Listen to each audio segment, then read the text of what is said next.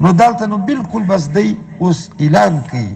دا پل نږدې علامات یې چې دي پل نږدې بیداره یاست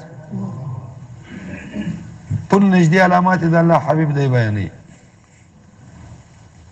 چې روس چاینا شمالي کوریا دغه ملکونه او د روم به خبرې سرتودې سي سرتودې به سي نه دي سر په خلاص خلک وایي نن چې روس پر دې ملک باندې حمله کړې د چش نومېږي یوکرین پر دې جنگ لګېږي د الله حبیب وایي جنگ د دوی د لګېږي اټمي جنگ لګېږي پر دې نه لګېږي پر شام لګېږي اصلي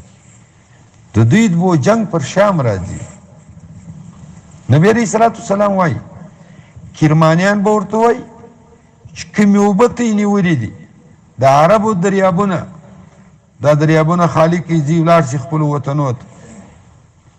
دوی به ورته نه ځو الله حبیب وایي ځي ولاړ شي دوی به ورته نه ځو الله حبیب وایي دوی به ورته وایي ځي ولاړ شي دوی به ورته نه ځو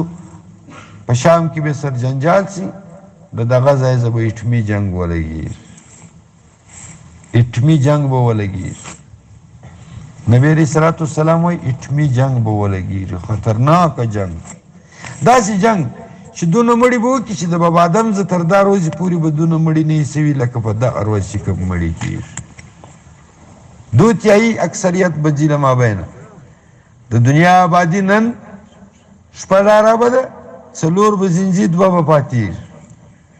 څلور اربه انسانان به له مابینه ځي دا جنګ څه وخت لګېږي د دې جنګ په رک مابین کې مهدي راځي د دې جنگ وایه یاره چې جنگ څنګه ولګېدي بس مهدي ظهور کوي څوک وایه تر جنگ به یو درې څلور ورځې مخکې اعلان کوي څوک وایه د جنگ به یو څلور پنځه ورځې بعد اعلان کوي څوک وایي نه دغه روایتونه دغه تایید د دې د ډېر ملاوي د جنگ په رک مابین کې مهدي ظهور کوي نن دا جنگ داسې سره راغلی د دې اټمي جنگ ته که ډېر وخت پاتې دی 5 کاله بالا نه دی پاتې دا جنگ به لګېږي ضرور به ضرور ټوله نړۍ و دې ته انتظار او جنگ به لګېږي د روس چاینا او ایران شمالي کوریا دا ملکونه به په یوه خوایي او روم به په بله خوایي دا جنگ به لګېږي او مسلمانان به له امریکې سره درېږي او امریکا به دوکه ورکړي وایي تی له موږ سره ودرېږي موږ به دا ښه در سره وکړو لیکن چې څنګه هغه جنگ وګټي فوراً پر مسلمانانو جنگ شروع کېږي اترګردو غټ خطرناکه جنگ د اټمي بعد جنگ نبی علیه الصلاة والسلام ملحمة الکبرا ورته ویلي غټ د غوښو جنگ هغه د مهدي او د روم په مابین کې لګېږي په شام کې نو اوس ګورئ څو قریبي علامات درښیم یوه علامه دا د دوی دوه به داسې سر په سره سره دا څوک روس او امریکا دی به سر په سره چې په دا شپو کې دی نږدې نبي علیه السلام مهدي راځي دویم اټمي جنگ به لګېږي دریم دریای فرات په عراق کې چې کوم دریاب دی غټ دریاب دریای فرات دغه دریای فرات به د سونې غر راپورته کړي دغه سونې پر غره باندې به جنګ شروع شي نبي علیه السلام وایي پام کوئ قطعا چې نږدې ورنسئ چې ګرد غر د سونې درکوي چې ورنسئ پر دې به ډېر خطرناکه جنګ لګېږي دا د مهدي د ظهور انتهایي قریبي علامات دا به څنګه ښکاره کېږي نو اوس غوږ ونیسئ د دریای فرات ګردې اوبه له ترکیې راځي ترکیې اوس یو ډیم شروع کړی ابلیسیو ورته وایي بیخي ډېر غټ ډیم دی ابلیسیو ورته وایي دی راولاړېږي د فرات اوبه ګرځي ابلیسیو ته چې ابلیسیو ته اوبه وګرځلې په عراق به فرات به وڅښي فرات دریاب به وڅښي چې وڅښي په فرات کې دننه چې کوم د سونې غر دی هغه به ښکاره شي سخته جنگ به پر شروع شي دا د مهدي د ظهور انتهایي قریبي علامه ده چې د سونې غر به په فرات کې ښکاره شي او طالبان به جنگ وګټي امریکا به شکست وخوري دا یې بیا ډېر قریبي علامه ده طالبان ته به حکومت وسپارل شي دا یې بیا ډېره قریبي علامه ده تر ګردو قریبي علامه یې چې شته سم غوږ ونیسئ نبی علیہ الصلوۃ والسلام وایي د سعودي د باچا به د حیوان نومي فهد شي. فهد په عربي کې پړانګ ته وایي، د حیوان نوم وي. دا به مړ سي. چې مړ سي د ده په خاندان کې به یو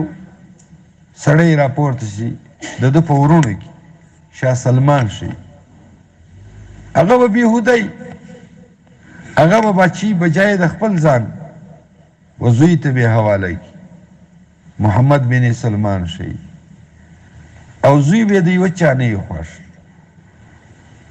صحیح ده. چې مهدي ظهور کوي تر هغه یې 3 میاشتې مخکې یا 2 میاشتې مخکې به شاه سلمان مړ سي. شاه سلمان به مړ سي. شاه سلمان چې مړ سو، دغه به باچي وختي زوی ته ورکړي. د شاه سلمان د ورونو او د شاه سلمان د ورېرونو او د شاه محمد به جنگ سره ولګېږي. په ټوله سعودي کې به ونوینې وبهیږي، خصوصا پر جمرة العقبه باندې، یعنی پر لوی شیطان. په دغه کال به حاجیان ګرده لوټ سي، د عوام به راشوه سي، امیر به نه لري.